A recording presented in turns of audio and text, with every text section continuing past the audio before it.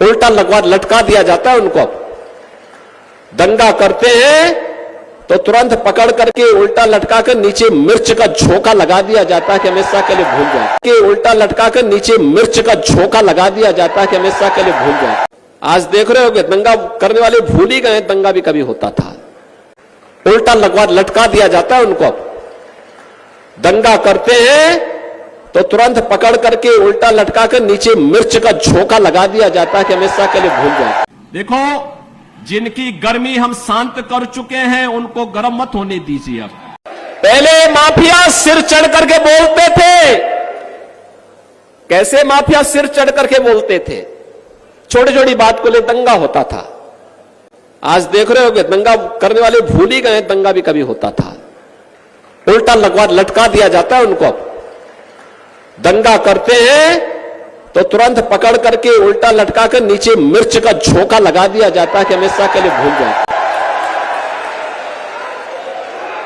और अगर किसी निर्दोष व्यापारी और बेटी के साथ कोई दुर्व्यवहार करता है तो बहनों और भाइयों, उस समय उसकी क्या दुर्गति की जाती है ये भी आपने देखा होगा। प्रयागराज का माफिया जबरदस्ती एक पिछड़ी जाति के व्यक्ति की निर्मम हत्या करने के आरोप में किस तरीके का व्यवहार करता था। और बहनों और भाइयों, उसकी प्रॉपर्टी को जब्त करके हमने गरीबों के लिए मकान बना दिए वहां। लोगों ने कहा ये सब क्या कर रहे हैं, तो बहुत बड़ा माफिया है। हमने कहा कितना बड़ा माफिया है तो समय बताएगा, लेकिन फिलहाल गरीबों को मकान बनाऊंगा भी और अपने हाथों से मैं देने के लिए जाऊंगा। और मैं स्वयं गया था वहां देने के लिए। बहनों और भाइयों, यह केंद्र की या राज्य की जो भी सरकार है, इसका एक ही विजन है और वह है जनता जनार्दन की सेवा करना, अपने राज्य को और अपने देश को दुनिया की सबसे बड़ी ताकत बना देना।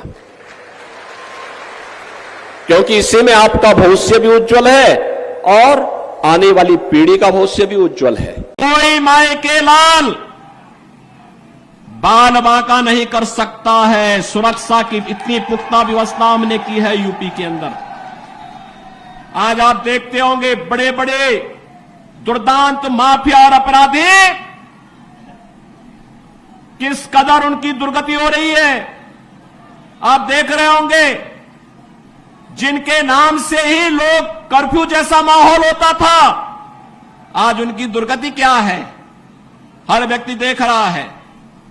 इन माफिया और अपराधियों की स्थिति क्या है आप रोज सोशल मीडिया के प्लेटफॉर्म को उठा करके देखते होंगे। एक दुर्दांत माफिया ऐसा भी था बहनों और भाइयों, जब वह समाजवादी पार्टी की सरकार के समय चलता था तो मुख्यमंत्री हो या मुख्य न्यायाधीश, इन सब के काफिले रुक जाते थे और माफिया का काफिला निकलता था। और जब हमने कार्रवाई की उस माफिया के खिलाफ और उसको रगड़ करके कोर्ट के सामने प्रस्तुत किया तो उसकी पैंट गीली हो गई थी। उसकी पैंट गीली हो गई थी। और तब हमने कहा था उस समय उसको, हमने कहा था कानून को रौंदने वाले, आज कानून कितना बड़ा होता है यह एहसास हो रहा है कि नहीं हो रहा है।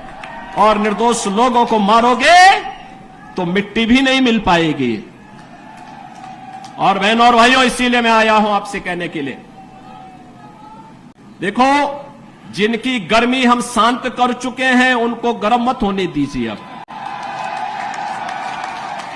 इस क्षेत्र को विकास की मुख्य धारा के साथ जुड़ने दो।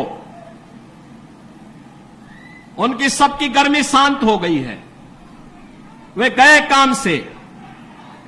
और इसीलिए मैं आप सबसे अपील करने के लिए आया हूं कि पूरे देश की एक आवाज है, पूरा देश एक ही स्वर में बोल रहा है। और वह बोल रहा है कि फिर एक बार मोदी सरकार, फिर एक बार